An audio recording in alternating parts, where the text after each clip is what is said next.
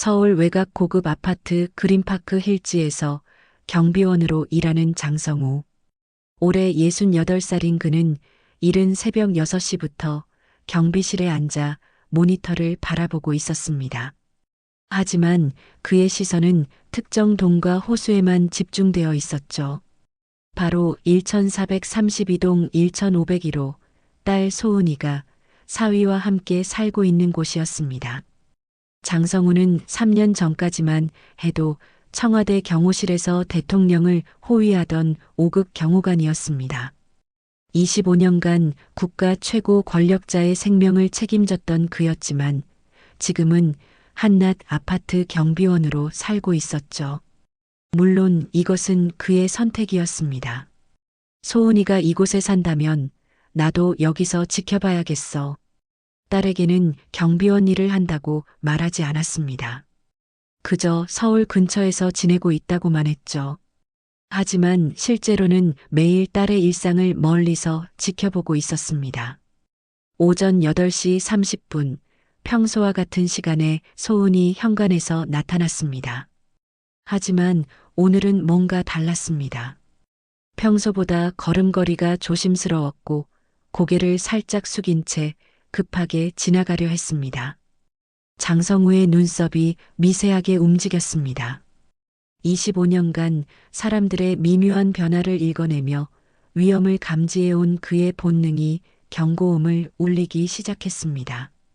뭔가 이상해. 그 순간 경비실 문이 열리며 딸의 남편 김민수가 들어왔습니다. 대기업 과장으로 겉보기에는 점잖은 신사 같았지만 장성우의 눈에는 뭔가 불편한 구석이 있어 보였습니다. 아, 경비원 아저씨. 택배 온 거 없나요? 김민수가 건성으로 물었습니다. 확인해 보겠습니다.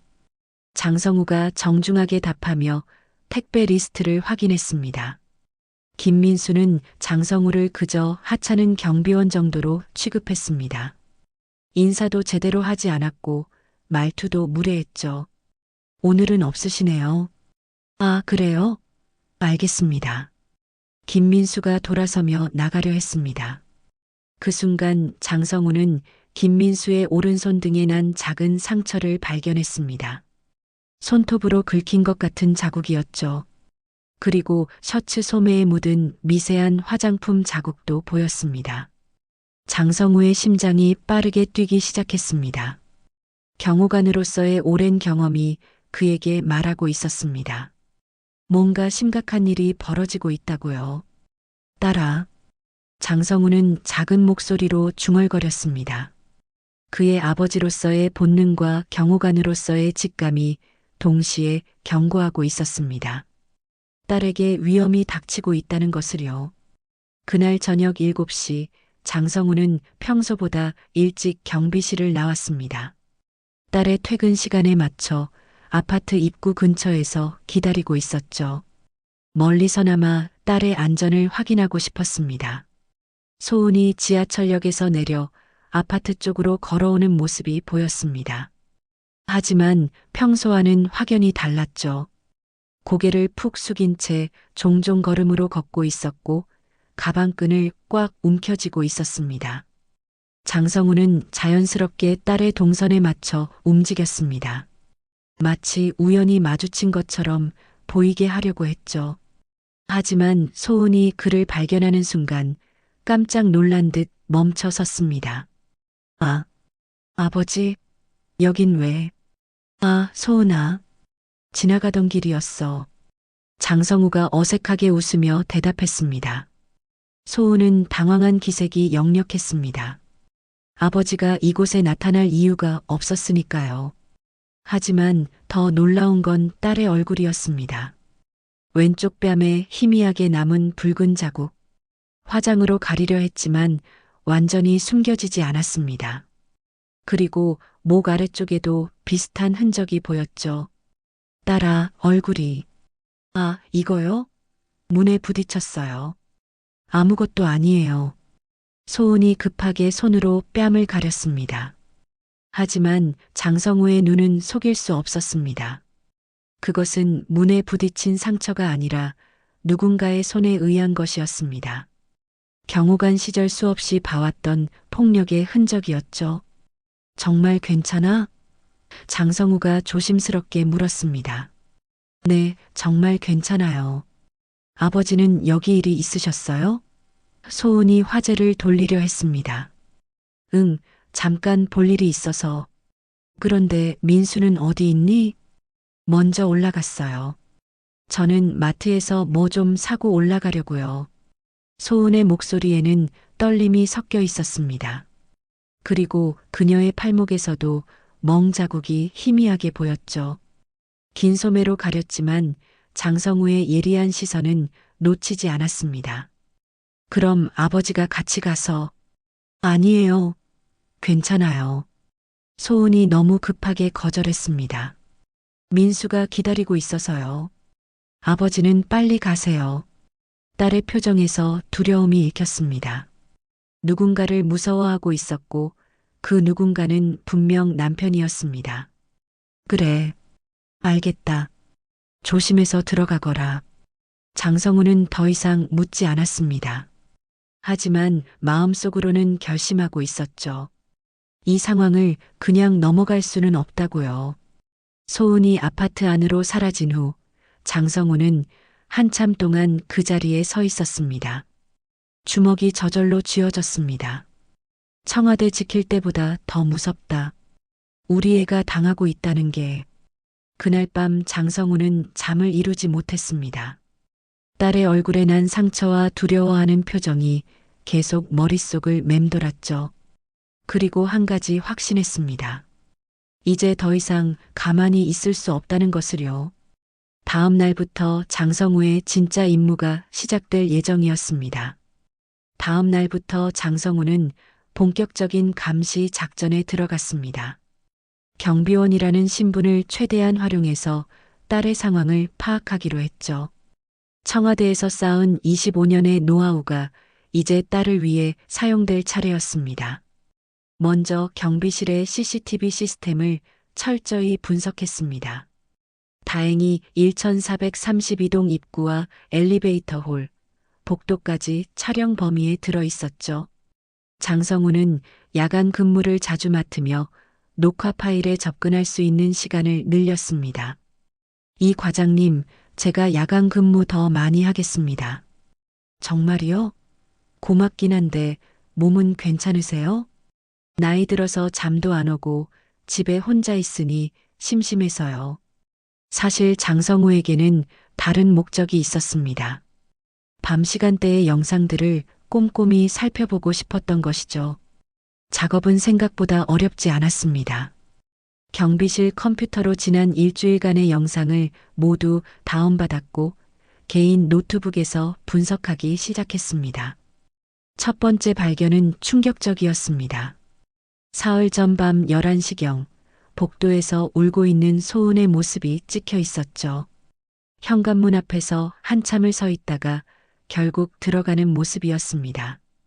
두 번째는 더 심각했습니다. 이틀 전 저녁 집안에서 들려오는 큰 소리가 복도까지 울렸습니다. 무언가 깨지는 소리와 함께 남자의 고함 소리가 들렸죠. 내가 임신한 거 알면서도 이딴 걸로 짜증나게 해? 장성우는 영상을 멈추고 다시 재생했습니다. 분명히 임신이라는 단어가 들렸습니다. 딸이 임신했다는 사실을 이제야 알게 된 거죠. 소은이가 임신했다고? 기쁨과 분노가 동시에 밀려왔습니다. 할아버지가 된다는 기쁨과 임신한 딸을 때린다는 분노가 충돌했죠. 장성우는 더 많은 증거를 모으기로 했습니다. 경비원실에 있는 작은 감시 장비들을 이용해서 복도와 엘리베이터 홀에 추가 녹음 장치를 설치했습니다. 물론 불법이었지만 딸의 안전이 우선이었죠. 일주일간의 감시 결과는 참혹했습니다. 김민수는 거의 매일 소은에게 폭력을 휘둘렀습니다. 집에서 나오는 소리들, 복도에서 우는 소은의 모습, 그리고 아침마다 화장으로 가린 상처들. 가장 결정적인 증거는 열흘째 되는 날 나왔습니다. 김민수가 회사에 간 사이 소은이 현관 밖에서 누군가와 통화하는 모습이 찍혔습니다. 언니 정말 괜찮아. 그냥 조금 힘들 뿐이야. 아기는 괜찮대. 병원에서 아직은 괜찮다고 했어. 응, 민수도 요즘 스트레스가 많아서 나도 잘못한 게 있어. 자신을 방어하는 딸의 모습에 장성우의 가슴이 찢어질 것 같았습니다. 임신 8주차라는 사실도 그때 알게 되었죠. 그날 밤 장성우는 자신의 집 금고를 열었습니다. 거기에는 낡은 신분증이 하나 들어 있었죠. 청와대 출입증 마이너스 장성우 근무지 경호처. 이제 정말로 움직일 때가 왔습니다. 과거 동료였던 정보국 출신 퇴직자 이명에게 전화를 걸었습니다. 형님, 저 장성우입니다. 급한 일이 생겼는데요. 성우야? 웬일이야 갑자기. 내 딸 그리고 내 손녀를 위해 움직일 거야. 이번엔 나라보다 내 가족 먼저다. 전화기 너머로 잠시 침묵이 흘렀습니다. 알겠어. 뭐가 필요해? 드디어 장성우의 반격이 시작될 순간이었습니다. 그날 밤 11시 장성우는 경비실에서 평소보다 더 집중해서 모니터를 바라보고 있었습니다. 1432동의 영상을 확대해 놓고 소리까지 최대로 높여두었죠. 예감이 좋지 않았습니다. 과연 그의 예상은 맞았습니다. 11시 40분경 집안에서 큰 소리가 들려왔습니다. 접시가 깨지는 소리와 함께 김민수의 고함 소리가 복도까지 울렸죠. 또 임신했다고 까불어? 네가 뭘 잘못했는지도 모르면서. 이어서 둔탁한 소리가 들렸습니다. 누군가 넘어지는 소리였죠. 장성우의 손이 떨리기 시작했습니다. 10분 후 현관문이 열리며 소은이 나타났습니다. 하지만 그녀는 복도에 주저앉아 눈물을 흘리고 있었죠. 한 손으로는 배를 감싸고 있었습니다. 장성우는 더 이상 참을 수 없었습니다. 경비실을 박차고 나가 엘리베이터를 향해 뛰었습니다.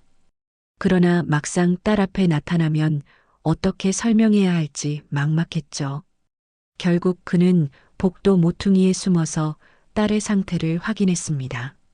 소은은 한참을 울다가 휴대폰을 꺼내 누군가에게 전화를 걸었습니다.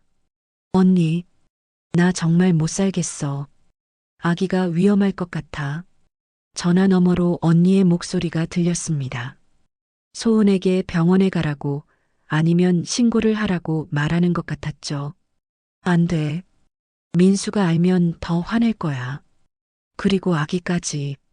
장성우는 주먹을 꽉 쥐었습니다. 딸이 두려워하고 있었습니다. 자신의 안전보다 뱃속 아이를 걱정하고 있었죠. 소은이 겨우 일어나 집으로 돌아간 후 장성우는 곧바로 자신의 차로 향했습니다. 제주도에 있는 집까지 가야 했습니다. 그곳에 중요한 것들이 보관되어 있었으니까요. 새벽 5시 제주도 집에 도착한 장성우는 곧바로 서재로 갔습니다. 벽에 걸린 액자됨에 숨겨둔 금고를 열었죠. 거기에는 청와대 근무 시절의 여러 물건들이 들어 있었습니다. 오래된 신분증, 몇 장의 사진, 그리고 작은 수첩 하나. 그 수첩에는 과거 동료들의 연락처가 적혀 있었습니다. 장성우는 2명에게 전화를 걸었습니다. 모두 정보국 출신으로 현재는 은퇴한 상태였죠. 이 형님, 저 장성우예요. 갑자기 연락드려서 죄송합니다. 아, 성우야. 오랜만이다. 무슨 일이야? 제가 부탁드릴 일이 있어서요. 급한 일입니다. 뭔데? 말해봐. 내 딸이 위험에 처했습니다. 사위가 임신한 딸을 때리고 있어요. 전화기 너머로 한숨 소리가 들렸습니다. 그래. 알겠어. 뭐가 필요해? 증거 수집과 법적 대응 방법을 알고 싶습니다. 그리고 장성우는 잠시 망설였습니다. 개인적으로 해결할 수도 있는 방법도요. 성우야, 조심해. 우리가 예전 같지 않다는 거 알지? 알아요. 하지만 이번엔 나라보다 내 가족 먼저입니다. 두 번째 동료에게도 비슷한 내용으로 연락했습니다. 박 형님은 현재 사설 탐정 일을 하고 있었죠. 성우 형님, 제가 도와드릴게요. 법적 증거 수집은 제가 맡겠습니다. 고맙다, 박군. 그런데 형님, 직접 나서시면 안 됩니다. 신분 노출되면 딸분만 더 위험해져요. 장성우도 그걸 알고 있었습니다. 하지만 더 이상 기다릴 수는 없었죠. 서울로 돌아가는 길에 장성우는 마음을 정했습니다. 이제 경비원 장성우가 아니라 경호관 장성우로 움직일 때가 온 것이죠. 내 손녀를 지키겠어. 어떤 방법을 써서라도. 이틀 후 저녁 7시 장성우는 김민수의 퇴근 시간에 맞춰 아파트 지하주차장에서 기다렸습니다. 며칠간 동료들과 준비한 모든 자료가 그의 손에 들려 있었죠. 이제 직접 대면할 때가 왔습니다. 김민수가 엘리베이터에서 내려 자신의 차로 향하고 있었습니다. 평소와 다름없이 무표정한 얼굴이었죠. 장성우는 조용히 다가가 그의 앞을 막아섰습니다. 김민수 씨, 네, 누구세요? 김민수가 고개를 들었습니다. 경비원복을 입은 장성우를 보고는 짜증스러운 표정을 지었죠. 아, 경비원 아저씨네요. 뭔 일이세요? 잠깐 이야기 좀 하죠. 이야기요? 뭔 이야기를 하겠다는 거예요? 저 급해서요. 김민수는 장성우를 한낱 경비원 정도로 취급하며 무시하려 했습니다. 하지만 장성우의 눈빛은 평소와 달랐죠. 혹시 내가 누군지 아나? 네, 경비원이잖아요. 감나라 배나라 하지 마시고요. 저 정말 급해서.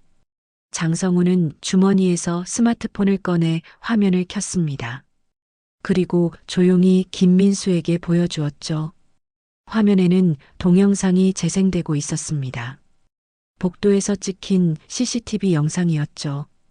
김민수가 소은을 밀치고 욕설을 하는 장면, 그리고 우는 소은의 모습이 선명하게 담겨 있었습니다. 김민수의 얼굴이 하얗게 굳었습니다. 이게 뭐예요? 당신이 내 딸에게 한 짓이야. 딸이요? 무슨, 소은이가 내 딸이다. 김민수는 잠시 말문이 막혔습니다. 장인어른이 경비원으로 일하고 있다는 사실을 이해할 수 없었죠. 아버님이 왜 여기서 경비원을? 그건 중요하지 않아. 중요한 건 당신이 임신한 내 딸을 때렸다는 거야. 장성우는 계속해서 다른 영상들을 보여주었습니다. 집안에서 들려오는 고함 소리, 복도에서 우는 소은, 그리고 상처를 가리려 애쓰는 모습까지. 이건 불법 촬영 아닌가요? 불법이라고? 당신이 내 딸 때리는 게 합법인가? 김민수는 당황해서 변명을 늘어놓기 시작했습니다.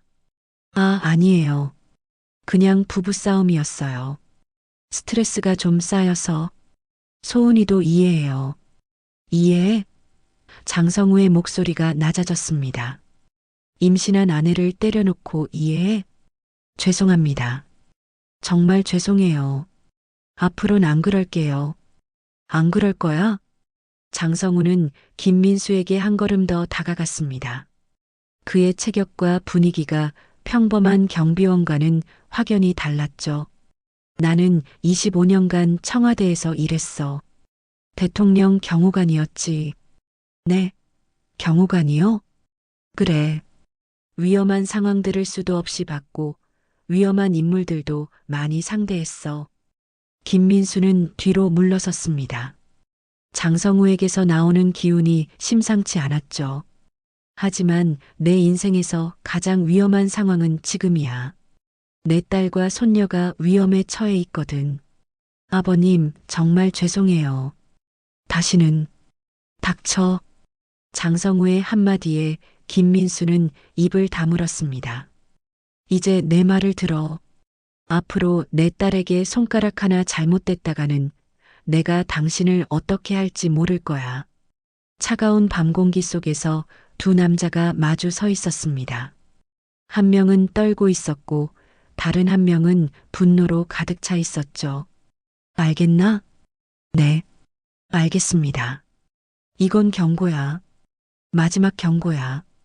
김민수는 고개를 끄덕이며 뒤로 물러났습니다. 그의 손은 여전히 떨리고 있었죠. 하지만 장성우는 알고 있었습니다. 이것만으로는 끝나지 않을 거라는 걸요. 그로부터 사흘 후 장성우는 더욱 구체적인 계획을 세웠습니다. 단순한 경고만으로는 김민수 같은 인간이 변하지 않을 거라는 걸 알고 있었죠. 이번에는 완전히 끝장을 내야 했습니다.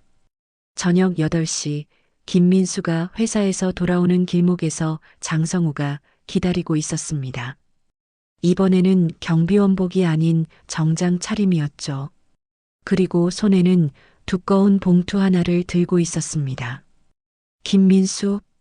김민수는 장성우를 보자마자 얼굴이 굳었습니다. 지난번 만남이 얼마나 충격적이었는지 알 수 있었죠. 아, 아버님, 안녕하세요. 차에 타? 네, 내 차에 타라고. 김민수는 거부할 수 없었습니다. 장성우의 기세에 눌려 조용히 조수석에 앉았죠. 장성우는 차를 몰고 한적한 강변 주차장으로 향했습니다. 아무도 없는 곳에서 대화를 나누고 싶었습니다. 내가 저번에 마지막 경고라고 했지? 네, 네. 그런데 어젯밤에도 우리 소은이 울고 있더라. 김민수는 할 말이 없었습니다. 실제로 어제도 술을 마시고 와서 소은에게 화를 냈거든요. 장성우는 봉투를 열어 그 안에 서류들을 꺼냈습니다.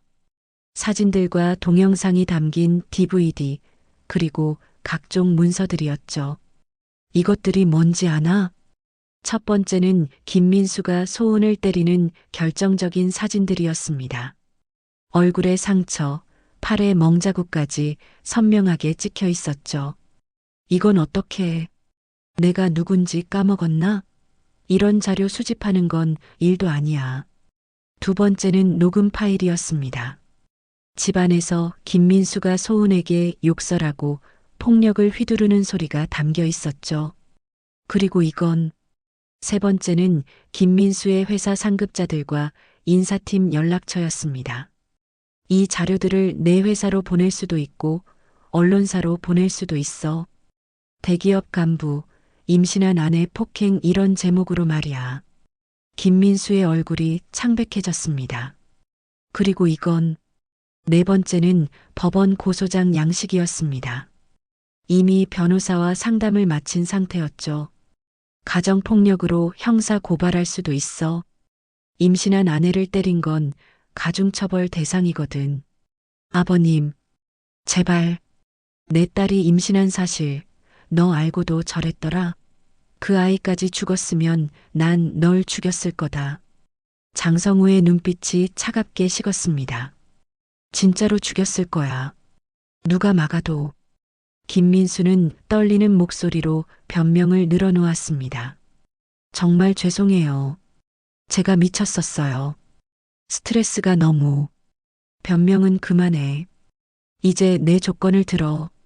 장성우는 마지막 서류를 꺼냈습니다. 이혼 합의서와 위자료 지급 각서였죠. 위자료 2억.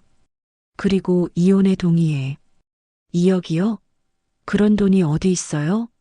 내 아버지가 가진 부동산 팔면 될 거 아니야. 조사 다 해봤어. 김민수는 말이 막혔습니다.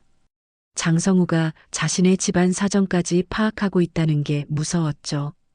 이 조건들을 받아들이면 이 자료들은 묻어줄게. 하지만 거부하면 장성우는 김민수의 어깨에 손을 올렸습니다. 그 손에서 느껴지는 힘이 평범하지 않았죠. 내가 뭘 할지는 너도 짐작하겠지? 제발 한 번만 기회를. 기회? 장성우가 비웃었습니다. 내 딸한테 몇 번 기회를 줬나? 임신한 걸 알고도 때렸잖아. 김민수는 결국 고개를 숙였습니다. 알겠어요. 알겠습니다. 좋아. 내일까지 결정해. 그리고 오늘 밤부터 소은이한테 손가락 하나 잘못되면 약속은 없는 거야. 차는 다시 아파트로 향했습니다.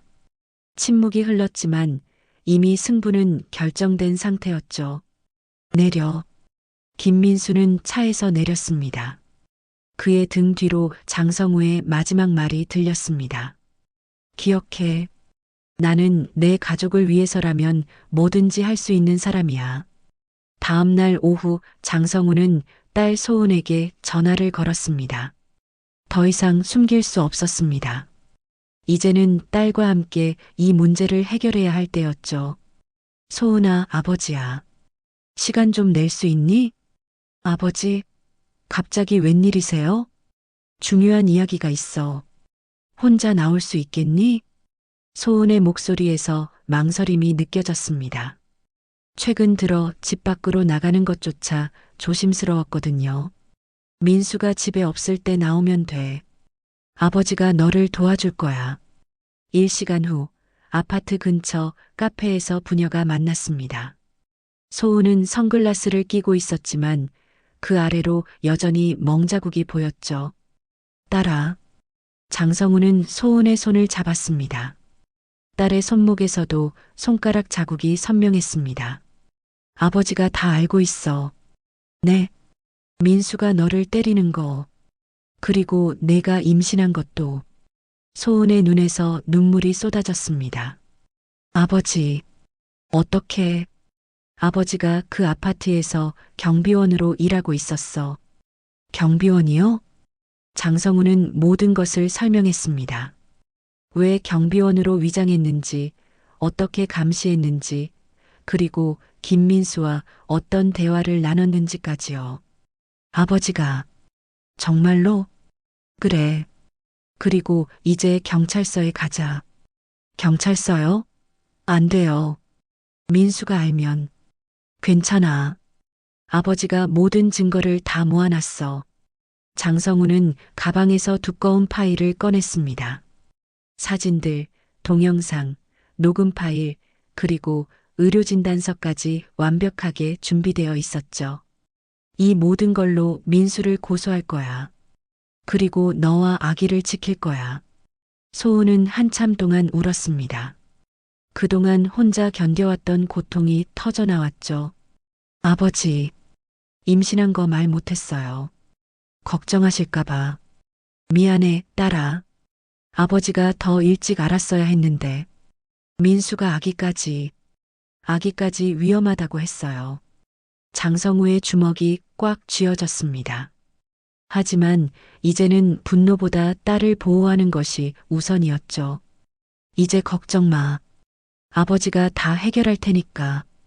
2시간 후 부녀는 함께 경찰서에 도착했습니다. 장성우가 미리 연락해둔 수사관이 기다리고 있었죠. 가정폭력 혐의로 신고하려고 합니다. 네, 알겠습니다. 증거 자료 가져오셨나요? 장성우는 준비한 모든 자료를 제출했습니다. 사진, 동영상, 녹음 파일은 물론이고 병원 진단서까지 빠짐없이 준비되어 있었죠. 이 정도면 충분합니다. 바로 조사에 들어가겠습니다. 소은은 진술서를 작성하며 지난 1년간의 일들을 모두 털어놓았습니다. 처음에는 작은 다툼이었지만 점점 심해졌고 임신 후에도 계속되었다는 내용이었죠. 태아는 괜찮나요? 수사관이 물었습니다. 네, 다행히 아직은 이상 없다고 했어요. 참 다행입니다. 신고가 접수된 후 장성우와 소은은 병원으로 향했습니다. 정확한 진단을 받기 위해서였죠. 임신 9주차시네요. 아기는 건강합니다. 의사의 말에 두 사람 모두 안도했습니다. 다만 임신부가 스트레스를 많이 받으신 것 같아요. 앞으로는 안정을 취하셔야 합니다. 네, 알겠습니다. 병원에서 나오며 소은이 말했습니다. 아버지, 정말 괜찮을까요? 괜찮을 거야. 이제 아버지가 너와 내 손녀를 지킬 테니까. 그날 저녁 김민수는 경찰에 붙잡혔습니다. 장성우가 준비한 증거들 앞에서 그는 더 이상 변명할 수 없었죠. 소은은 그날부터 친정에서 지내기 시작했습니다. 드디어 안전한 곳에서 아기를 기다릴 수 있게 된 것이죠.